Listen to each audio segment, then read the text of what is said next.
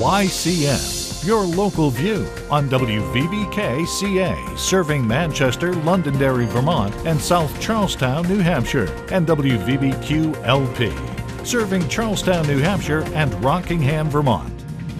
Up next on YCN, New Hampshire has settled a lawsuit against an oil refinery for $35 million. A Springfield dog napping case has finally been closed. And Dr. Ben Tafoya analyzes the New Hampshire State House election results. With more news and weather, stay tuned. It's time for YCN, your local view. Now, your daily digest of the Dartmouth Lake Sunapee region. News, sports, weather, public affairs, and all that is happening in our area. The YCN News Hour, your local view. Good evening and welcome to YCN. I'm David Carmichael.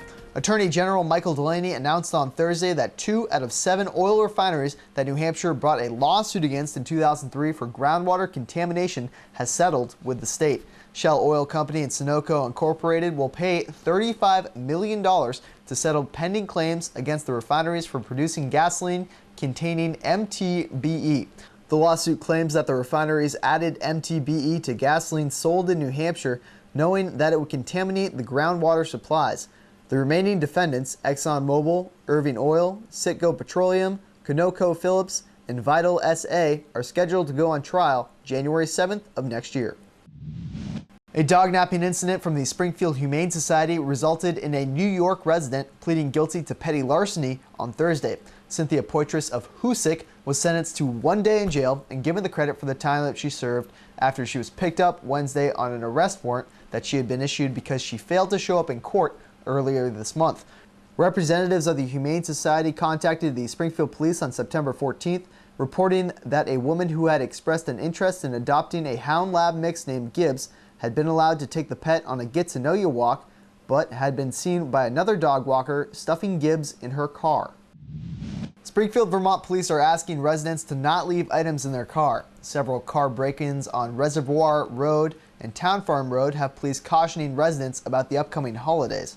They are asking people to take a few extra minutes to check their vehicles before leaving them, and don't let the thief bust your holiday spirit by making you a victim.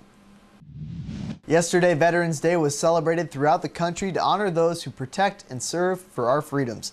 Sullivan County veterans who spoke to men and women gathered at Broad Street yesterday to mark Veterans Day reminded people to serve the veterans as they have served us. About 60 people gathered at the park to listen to the program's speakers. Yesterday's ceremony began at 11 a.m., a nod to the first marking of Armistice Day, when a truce was declared in 1918 between the Allied forces and Germany on the 11th hour of the 11th day in the 11th month.